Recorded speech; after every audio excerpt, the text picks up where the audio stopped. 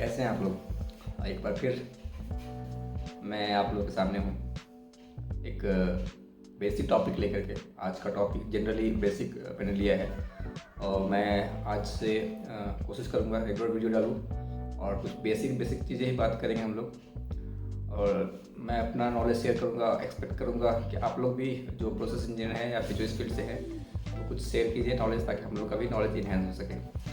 तो आज का टॉपिक जो है वो फ्लैश के ऊपर है। मैंने फ्लैश इसके लिए लिया है कि फ्लैश बहुत ही कॉमन सा चीज़ है। हर जगह, हर इंडस्ट्री में, इंजेक्शन मोल्ड इंडस्ट्री में फ्लैश तो आता ही है, तो इसके लिए मैंने फ्लैश लिया है। और फ्लैश के ऊपर मैं आज थोड़ा डिटेल में जाना चाहता हूँ, जाऊँगा और बताता हूँ मैं जो मुझे पता है, जो मैंने एक्सपीरियंस किया है फ्लैश के बारे में, क्यों आता है, कैसे सॉल्व करते हैं। तो आज हम जस्ट बेसिक से स्टार्ट करेंगे। इस चैनल को ग्रो करने का थोड़ा मेरा मन था, तो मैं देख रहा हूँ, कोशिश कर रहा हूँ। आप लोग सपोर्ट करेंगे तो शायद कुछ अच्छा हो सके। तो लेट्स स्टार्ट करते हैं हम लोग। फ्लैश जो जिस पे हम लोग आज बात करने वाले हैं, तो फ्लैश एक्चुअली क्या है ना, आपको पहले फ्लैश आ रहा है ना तो उसके रूट तक जाना पड़ेगा कि आखिर फ्लैश आ क्यों रहा है। अभी आपने मेटल इंजेक्ट किया, पार्ट को फिल किया और फ्लैश आने लगा। सीधा क्लियर मतलब है कि ये जो फ्लैश है उसमें मोल्ड में मैचिंग इशू है, इसके लिए आ रहा है। तो फ्लैश आने का जो वजह है ना, पहले उसको ढूंढना पड़ेगा। फ्लैश आ क्यों रहा है, क्यों आ रहा है, फ्लैश कहाँ से आ रहा है।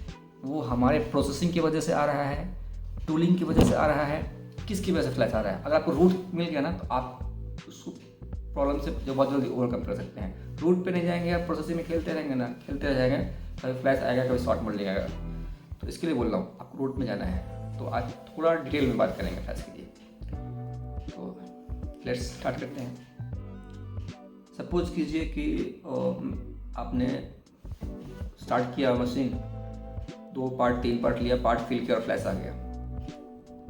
ब्लू मैचिंग चेक करना है इसके में। आपको ब्लू लेना है, पार्टली लाइफ लगाना है, तो फ्लैश आ रहा है उसे भी लगाना है और देखना है कि तो बटिंग हो रहा है कि नहीं। मोल्ड क्लोज जब हो रहा है, पूरा क्लोज टर्न दे रहा है, तो हमें ब्लू टच हो रहा है कि नहीं, ब्लू ट्रांसफर हो रहा है कि नहीं कोर से कैविटी में, कैविटी से पार्टली लाइफ में। अगर ब्लू टच नहीं हो रहा है, आप इंजेक्शन मोल्डिंग में स्पीड, प्रेशर, टेम्परेचर से उस फ्लैश को कंट्रोल नहीं कर पाएंगे। क्लियर है। इन केस 10, 15, 20 पार्ट आपने प्रोड्यूस किया और उसके बाद फ्लैश आने लगा, फिर क्या करना है। फिर आपको कूलिंग चेक करना है, मोल्ड का मोल्ड टेम्परेचर चेक करना है। मोल्ड टेम्परेचर आपका यूनिफॉर्म नहीं है या फिर टेम्परेचर बहुत ज़्यादा बढ़ गया है, हाई हो गया है। जो आपका कूलिंग मीडियम है वो हीट ट्रांसफ़र नहीं कर पा रहा है मोल्ड से, या कूलिंग चैनल जो मोल्ड में दिया हुआ है वो प्रॉपर नहीं है, तो आपको वो चेक करना है। मोल्ड का टेम्परेचर जो है पार्ट एरिया में कहीं पे भी 10 डिग्री से ज़्यादा डिफरेंस नहीं होना चाहिए। ऐसा नहीं एक जगह पे 40 आ रहा है, दूसरी जगह पे 60 आ रहा है, ये एक्सेप्टेड नहीं है।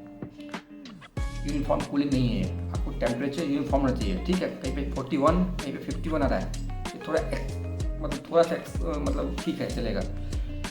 विदिन 5 डिग्री है, बहुत अच्छा है। विदिन 10 डिग्री है, अच्छा है। 10 डिग्री से एबव है, नॉट एक्सेप्टेड। फ्लैश आएगा ही आएगा वहाँ पे।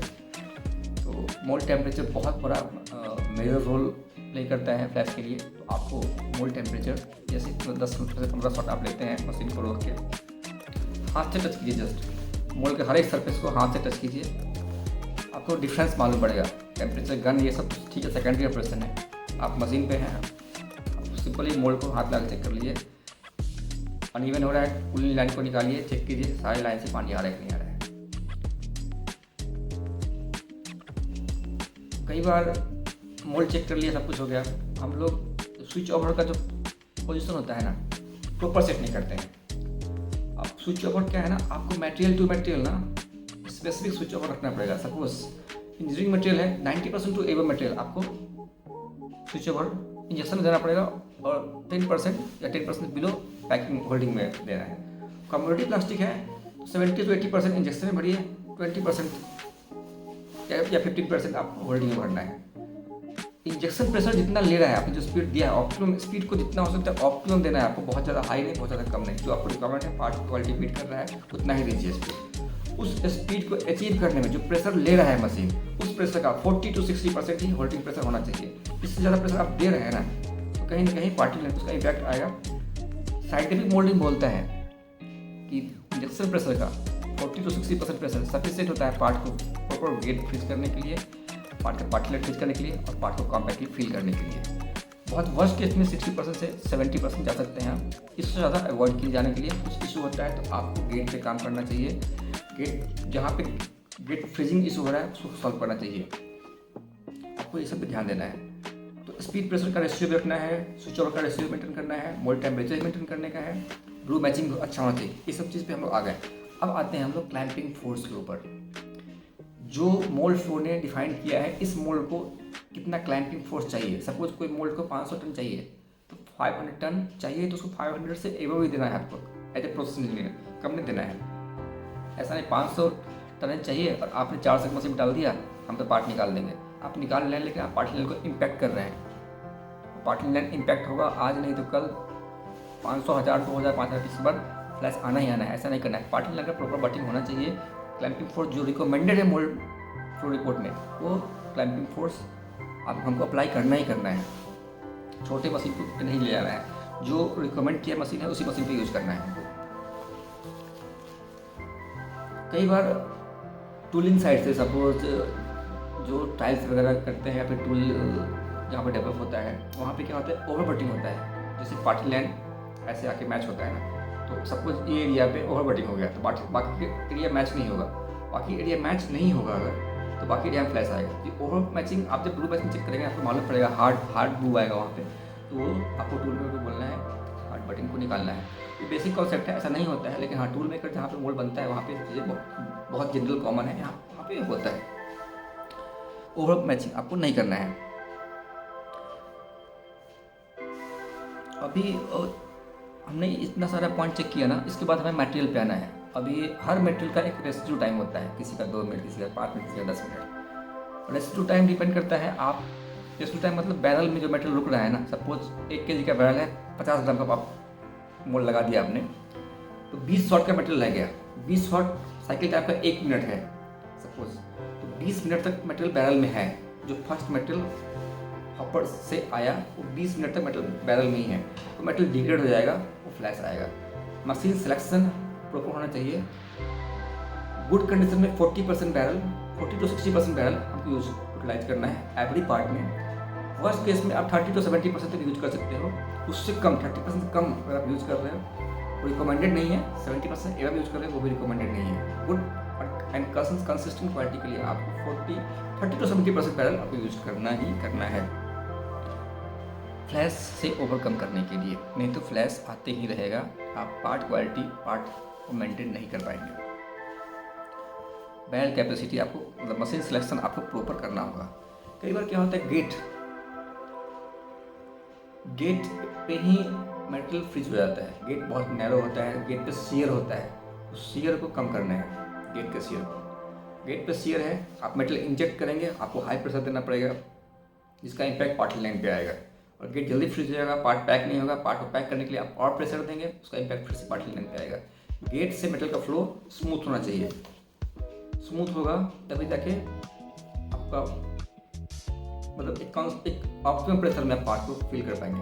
गेट पे प्रेशर ड्रॉप, प्रेशर रिस्ट्रिक्शन नहीं होनी चाहिए, वो हमें देखना ही पड़ेगा। पुअर वेंटिंग जो होता है, पुअर वेंटिंग भी बहुत मैटर करता है फ्लैश के लिए। वेंटिंग वीक रहेगा तो एयर स्कैप होने पाएगा ड्यूरिंग इंजेक्शन। उस एयर स्कैप नहीं होगा तो प्रेशर मशीन ज़्यादा रिक्वायर करेगा। प्रेशर बढ़ा के देंगे, रिजल्ट क्या होगा, बर्न मार्क भी आएगा और पार्टिकुलर इफेक्ट भी आएगा, फ्लैश भी आएगा। तो वेंटिंग भी प्रॉपर होना चाहिए। वेंटिंग भी आप ब्लू लगा के चेक कर सकते हैं।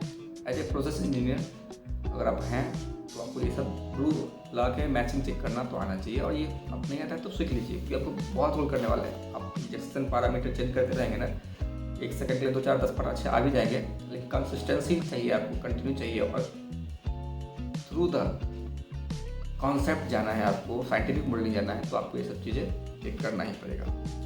ठीक है, फ्लैश के ऊपर बहुत सारी बातें होंगे। एक लास्ट फ्लैश का टॉपिक है और फ्लैश का जो हमको चेक करना है सपोज आपको वॉल थिकनेस लो है और आप मशीन सिलेक्शन में अपना हाई वॉल्यूम मशीन सेलेक्ट किया है तो भी फ्लैश आएगा। लो वॉल थिकनेस है, आपको हाई प्रेशर मशीन लगेगा।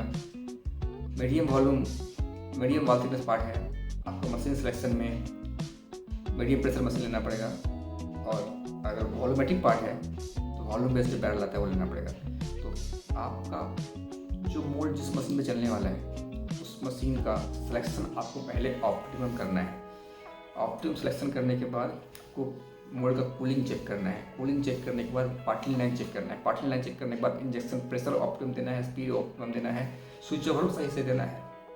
ये सारे पॉइंट चेक करोगे ना, और भी बहुत कुछ है फ्लैश के लिए। अगर मैं बात करने जाऊँ तो अभी 10 मिनट हुआ है, 10-15 मिनट और निकल जाएंगे, लेकिन ये बेसिक चीज़ें हैं तो डिस्कस किए। अगर आपको लगता है कि और डिटेल में जाना चाहिए, कमेंट कीजिए किस टॉपिक पे आपको क्या चाहिए। मुझे जितना पता है मैं शेयर करूँगा, आपको कुछ पता है तो आप मुझे बताइए ताकि हमें भी कुछ सीखने को मिले। आज के लिए इतना ही, थैंक यू सो मच, मिलते हैं बहुत जल्दी। अच्छा लगा कुछ टॉपिक तो लाइक कीजिए, थैंक यू।